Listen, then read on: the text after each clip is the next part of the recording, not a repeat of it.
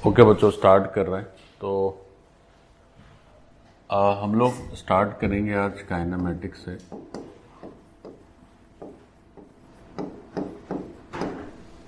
तो बच्चों, जो बेसिक कॉन्सेप्ट अभी हमने सीखे फिजिक्स में, उसके बाद ये फर्स्ट चैप्टर आप मान के चलिए कि जो प्योर फिजिक्स है काइनेमेटिक्स। इसके पहले तो यूनिट डायमेंशन है, फिर बेसिक मैथ्स है, तो वो सब चीज़ें अलग थी। काइनेमेटिक्स ये जो चैप्टर है वो बच्चों तीन हिस्सों में बटा हुआ है ना। तो इस पूरे चैप्टर में हमें 3 पोर्शन करने हैं कवर। तो वो 3 पोर्शन कौन कौन से हैं? तो सबसे पहला जो शुरुआत होगी जिससे, that is motion in 1 dimension, फिर आएगा मोशन इन 2 डायमेंशन, और फिर होता है एक रिलेटिव मोशन, है ना। तो ये 3 पोर्शन में बटा हुआ है।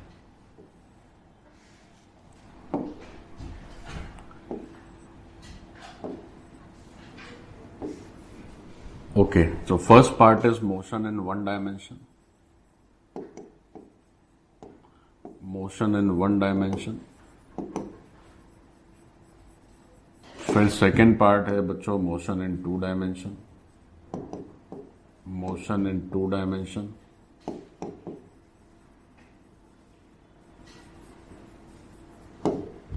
और जो आखिरी पार्ट है दैट इज रिलेटिव मोशन।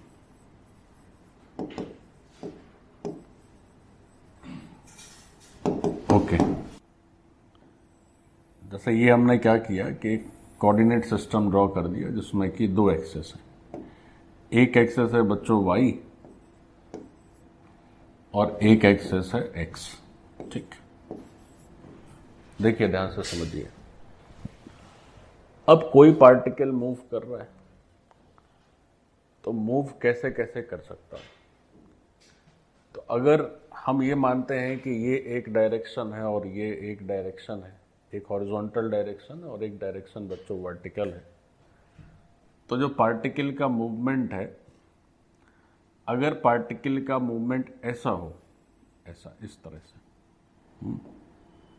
ऐसा हो, या इस तरफ हो, या मान लेते हैं पार्टिकल का मूवमेंट ऐसा हो वर्टिकल, अब वर्टिकल में नीचे से ऊपर जाए या ऊपर से नीचे जाए, तो पूछा जाए कि ये अगर एक पार्टिकल का मोशन है, this is a particle, it is moving along x axis और पैरेलल टू एक्स एक्सिस। अब वो आगे की तरफ भी जा सकता है, पीछे की तरफ भी जा सकता है, और एक ये भी मोशन है, इसमें कोई पार्टिकल ऊपर की तरफ भी जा सकता है और नीचे की तरफ भी जा सकता है। तो पूछा जाए कि इसमें पार्टिकल का मोशन किस डायरेक्शन में, तो आप क्या जवाब देंगे? तो आप कहेंगे सर एक्स एक्सिस की डायरेक्शन में है। और अगर यहाँ पूछा जाए तो आप क्या जवाब देंगे? तो आप कहेंगे सर ये वाई के अलोंग चल रहा है। तो इसको कहेंगे मोशन इन 1 डायरेक्शन या 1 डायमेंशन। अब अगर मान लीजिए यही पार्टिकल कुछ ऐसा ऐसा बच्चों चलने लगे, ऐसा, या एक स्ट्रेट लाइन पे ही ऐसा चलने लगे, तब जैसे मान लीजिए शुरुआत में पार्टिकल यहाँ पर है और बाद में पार्टिकल किसी और पॉइंट पर पहुंच गया, तो फिर अब इसका मूवमेंट आप देखेंगे तो क्या हो रहा है कि एक्स में भी आगे जा रहा है और ऊपर जा रहा है, मतलब वाई में भी जा रहा है। तो फिर ये क्या हो जाएगा? 2 डायमेंशनल मोशन, और ये क्या हो जाती है? 1 डायमेंशनल मोशन। हम जब 2 डायमेंशनल मोशन पढ़ते हैं तो बेसिकली हमें प्रोजेक्टाइल मोशन पढ़ना पड़ता है, कि जैसे पार्टिकल को फेंका आपने हवा में, तो जब आप हवा में पार्टिकल को फेंकते हैं तो पार्टिकल ऐसा पाथ लेके नीचे गिरता है, ऐसा। जब आप पार्टिकल को हवा में फेंकते हैं तो पार्टिकल क्या होता है? इस तरह का पाथ लेके नीचे गिरता है, ऐसा ऐसा। तो ये क्या है? आगे भी जा रहा है, ऊपर भी जा रहा है, नीचे भी जा रहा है, आगे भी जा रहा है। तो 2 डायमेंशनल का मतलब क्या हुआ? एक्स एक्सिस भी हो गया, वाई एक्सिस भी हो गया। और 1 डायमेंशन का मतलब क्या हुआ? आइदर अलोंग एक्स एक्सिस और अलोंग वाई एक्सिस। तो ये जो है बेसिक डिफरेंस है। एनीवेज, तो पहले तो सबसे पहले इस चैप्टर को समझने के लिए, और जब देखो ये भी क्या है, फर्स्ट चैप्टर काइनेमेटिक्स, तो ये भी बहुत इजी गोइंग चैप्टर रहेगा आपके लिए, तो अगर हम मोशन इन वन डायमेंशन से शुरुआत करें तो उससे पहले क्या करना है कि कुछ कुछ बेसिक टर्म समझ लेने हैं। तो सबसे पहले हमें हेडिंग डालनी होगी, कॉपी में लिखेंगे सम बेसिक टर्म्स। सबसे पहले कुछ बेसिक टर्म्स समझने पड़ेंगे जो कि बार बार हमारे इस चैप्टर में काम आएंगे। चलो तो सम बेसिक टर्म्स से शुरुआत करते हैं। तो सबसे पहले जो सबसे बेसिक टर्म है that is position of an object. अब वो ऑब्जेक्ट एक पार्टिकल भी हो सकता है, छोटा बड़ा कैसा भी हो। तो सबसे पहले हम लोग ये देखते हैं कि किसी ऑब्जेक्ट की पोजीशन का मतलब क्या है। So first point is position of an object. देखो पोजीशन क्या है। तो पोजीशन का मतलब है ऑब्जेक्ट का एड्रेस, कि वो पार्टिकल या वो ऑब्जेक्ट कहां पर है। ठीक। अब ये जो पोजीशन होती है, जैसे मान लीजिए हम क्या करें कि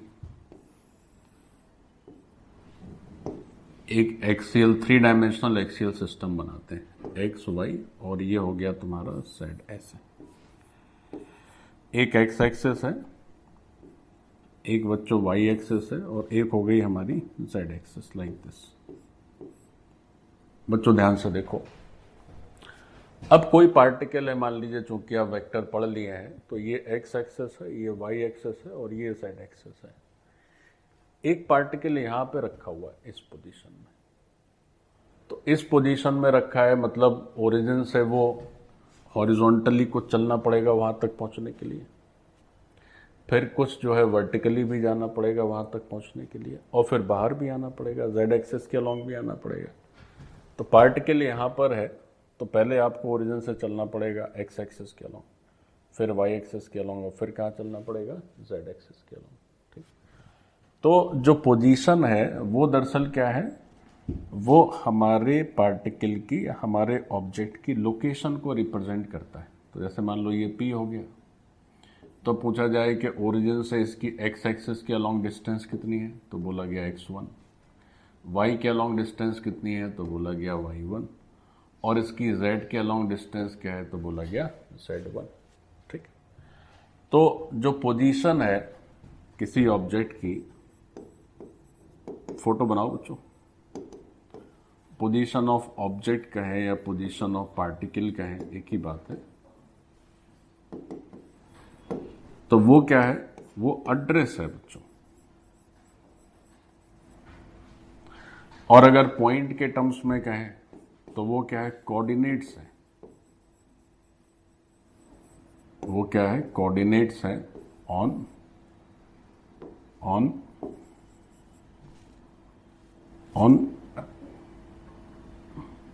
कार्टेशियन सिस्टम। कार्टेशियन सिस्टम का मतलब हुआ system of 3 axes X Y and Z.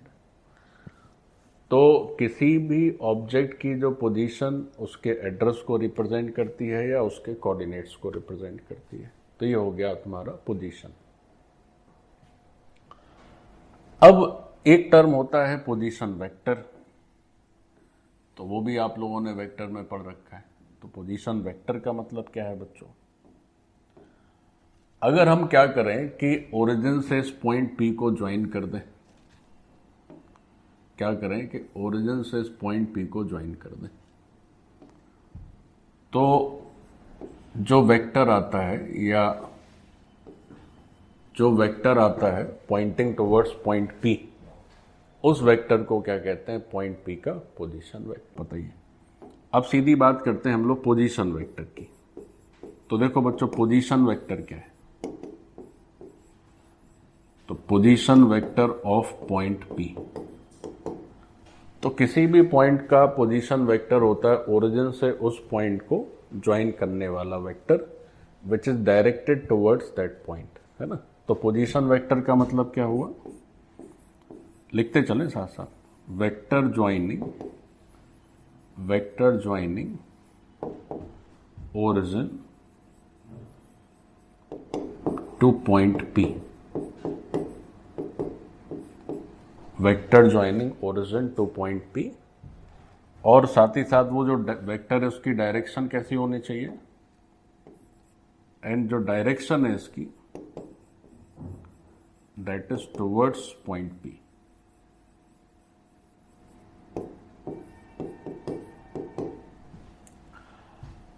कई बार जो पोजीशन वेक्टर होता है, ये जो पोजीशन वेक्टर है, इसी को बच्चों रेडियस वेक्टर भी कह देते हैं, है ना। जैसे आप अगर आगे पढ़ेंगे वेक्टर एनालिसिस मैथ्स में, तो रेडियस वेक्टर भी कई जगह लिखा होगा। तो अगर पोजीशन वेक्टर लिखें या रेडियस वेक्टर लिखें एक ही बात है। तो एक और टर्म लिखें, जैसे बोला गया कि radius vector of point P, radius vector of point P। तो इसका मतलब क्या है, एक टर्म लिखा है position vector of point P,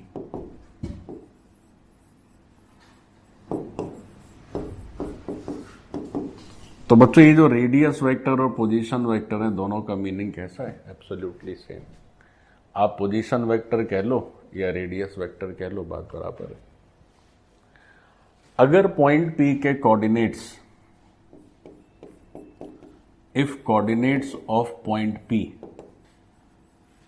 if coordinates of point P, अगर पॉइंट P के कोऑर्डिनेट्स जो है वो x1, y1 और z1 है, तो जो पोजीशन वेक्टर होता है पॉइंट P का, वो कितना हो जाता है बोलो, x1 i cap, y1 j cap और z1 k कैप।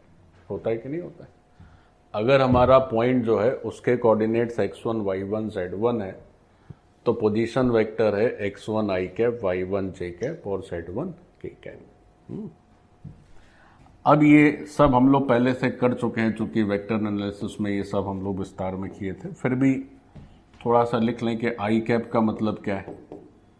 तो जो आई कैप है बच्चों, that is unit vector along x axis, unit vector along x axis. फिर जे कैप क्या हो जाता है, ये हो जाता है unit vector along Y axis, और के कैप क्या हो जाता है, unit vector along Z axis. तो ये बेसिक एकदम एलिमेंट्री लेवल से हम लोग पढ़ रहे हैं कि पोजीशन का मतलब क्या है, पोजीशन वेक्टर का मतलब क्या है ना। ये सब ऑलरेडी हम लोग पहले भी कर चुके हैं। अब देखिए, ये जो किसी पॉइंट की पोजीशन है या उससे जो पोजीशन वेक्टर आ रहा है, ये एब्सोल्यूट नहीं होता है बच्चों। देखो इसका मतलब क्या है, या थोड़ा मैं नीचे ही आ जाता हूं, चलो ठीक है। जैसे आपने क्या किया कि कोऑर्डिनेट सिस्टम ड्रॉ किया, तो उसमें आप दो एक्सिस ड्रॉ करते हैं, और सॉरी 3 एक्सिस भी ड्रॉ कर सकते हैं। एक ही एक्स एक्सिस हो गई, ये बच्चों वाई एक्सिस हो गया, और एक ये जेड एक्सिस हो गया। ध्यान दीजिए, ये हमारा एक्स एक्सिस है, ये हमारा वाई एक्सिस है, और ये हमारा जेड एक्सिस है।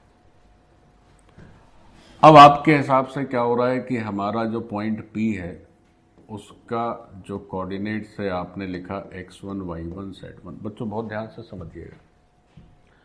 अब कोई कहे कि हम इनको एक्सिस नहीं मानते, हम एक्सिस कुछ और लेना चाहते हैं, हम ओरिजिन कुछ और लेना चाहते हैं, तो आप कहेंगे भैया तुम कुछ और ले लो। तो वो क्या करे कि वो कुछ और एक्सियल सिस्टम ले ले। जैसे वो मान लो ये सिस्टम ले ले, उसके हिसाब से वाई एक्सिस की लोकेशन ये हो जाए, उसके हिसाब से एक्स एक्सिस की लोकेशन ये हो जाए, और उसके हिसाब से जेड एक्सिस कुछ ऐसा हो जाए। तो ये मान लीजिए सिस्टम है, इनके नाम हो गए से कैपिटल एक्स, और ये हो गया कैपिटल वाई, और ये हो गया कैपिटल जेड, और ये जो नया ओरिजिन है ये हो गया ओ डैश। बच्चों ध्यान से देखो,